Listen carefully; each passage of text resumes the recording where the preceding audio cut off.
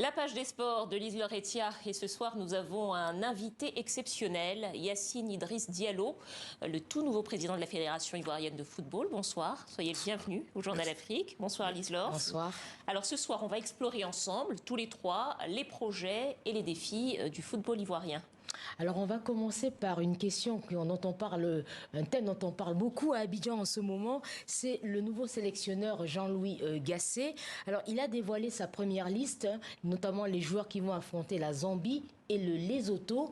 Alors il n'y a pas beaucoup de changements par rapport à l'ancien sélectionneur. Beaucoup de gens se demandent tout ça pour ça. Est-ce que vous comprenez les inquiétudes de certains passionnés du ballon rond ? Tout à fait. Je les comprends, je les respecte. Il y a beaucoup d'attentes parce que le football ivoirien a traversé une période relativement compliquée. Donc les attentes sont énormes. Sauf qu'il faut que nous soyons lucides et objectifs. L'élection à la tête de la fédération a eu lieu le 23 avril. J'ai pris fonction le 4 mai, il n'y a pas un mois. Et on se retrouve là devant une obligation de date FIFA à laquelle on doit répondre. Donc le sélectionneur était une priorité. On a mis en place un processus pour le recruter. Il a été recruté, mais il ne peut travailler que sur les bases des 50 présélectionnés des dernières compétitions. Donc je crois que c'est sur ça qu'il s'est appuyé pour faire sa liste. Et il aura, pour la prochaine date FIFA qui est prévue en septembre, le temps de mieux se préparer. Mais je pense que la liste qu'il a donnée est une liste qui regroupe les joueurs qu'il estime être aptes à défendre le drapeau de la Côte d'Ivoire. Alors, Monsieur Diallo, un des problèmes qui mine le football amateur ivoirien, c'est le manque de financement, le manque de reconnaissance également. C'est un des axes sur lesquels vous êtes engagé à travailler lors de votre campagne. Je vous propose de regarder d'abord les images de Cléophas Mossala, commentées par vous, Lise Laure, et puis on en reparle juste après.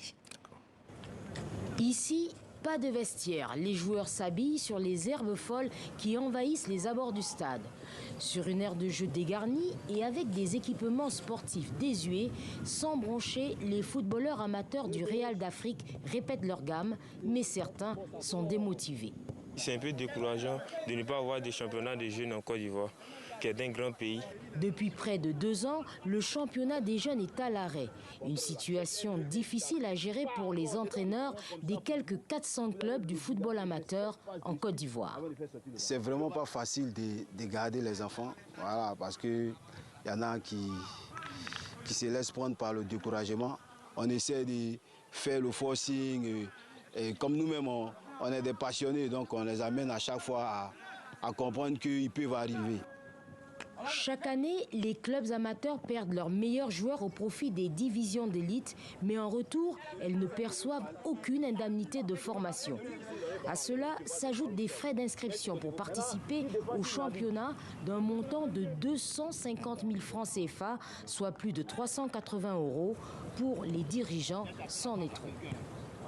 Ces équipes-là n'ont pas de subventions. Les moyens faisant défaut, un enfant qui contracte une blessure, même bénigne, ça peut l'amener à arrêter sa carrière parce que les soins ne sont pas appropriés. À la veille de leur assemblée générale annuelle, les clubs amateurs veulent interpeller la fédération sur leur rôle dans le développement du football local. Et lorsque le championnat est organisé, il y a les enfants qui s'épanouissent en pratiquant.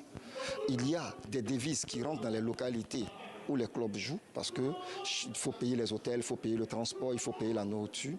Et puis sur le plan culturel, ça permet aux enfants de découvrir les localités dans lesquelles ils vont. Lors des élections du 23 avril dernier, les clubs amateurs n'étaient pas représentés. Plus que des promesses de campagne, ils espèrent obtenir du nouveau patron de la Fédération ivoirienne de football un statut à la hauteur de leurs ambitions. Monsieur Diallo, on vient de l'entendre. Alors, il y a quand même pas mal de problèmes. Il y a plus de 400 clubs amateurs. Pourtant, il n'y a pas d'équipement sportif en bon état, pas de championnat de jeunes, pas d'indemnité de formation, pas de subvention. Comment est-ce que vous allez faire pour régler tous ces problèmes ? Il y a beaucoup de problèmes. C'est un constat réel et objectif. Et c'est une des raisons qui nous ont poussés à être candidats, justement, pour essayer de résoudre ce genre de difficultés. Alors, il est clair que nous n'avons pas une baguette magique pour résoudre tout ça, mais nous avons une approche qui est simplement rationnelle. On va déjà commencer à réactiver ce qu'on appelle les ligues de football dans les 12 régions de Côte d'Ivoire. On va les réactiver, on va leur donner des moyens pour organiser les compétitions de jeunes dans les différentes régions. Nous espérons le faire déjà dès septembre prochain pour réactiver ces compétitions-là. Ensuite, nous espérons, avec le monde amateur, justement, mener une discussion pour trouver une formule par rapport à leur représentativité au sein de l'Assemblée générale, ce qui est un problème réel. Donc on y travaille, on a des pistes, on va essayer de les mettre en œuvre. Et puis on va faire en sorte aussi, grâce à quand même l'opportunité que nous donne notre pays avec la CAN 2023, on va avoir la chance d'avoir de nouvelles infrastructures sportives que nous allons utiliser pour la pratique du football.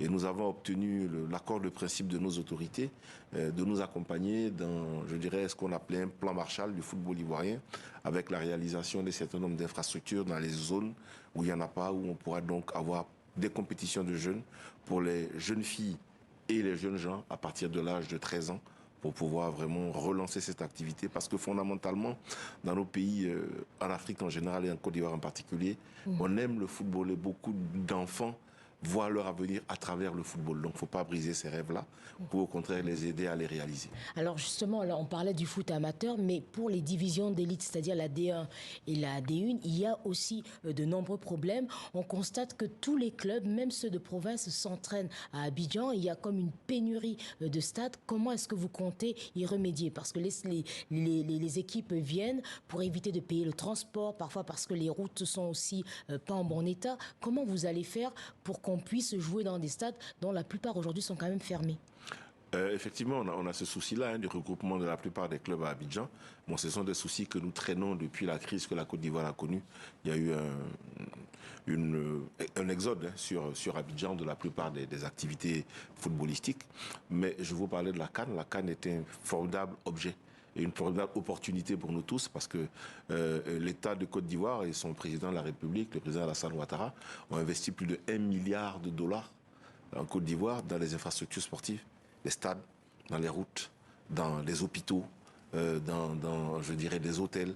Donc on aura à partir de la CAN 6 stades, 2 à Abidjan, 1 à Bouaké, 1 à Yamoussoukro, 1 à Korogo et 1 à San Pedro.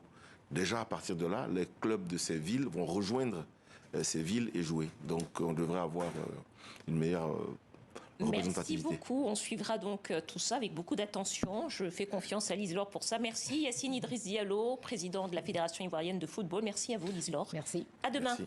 Et c'est la fin de ce journal. À demain.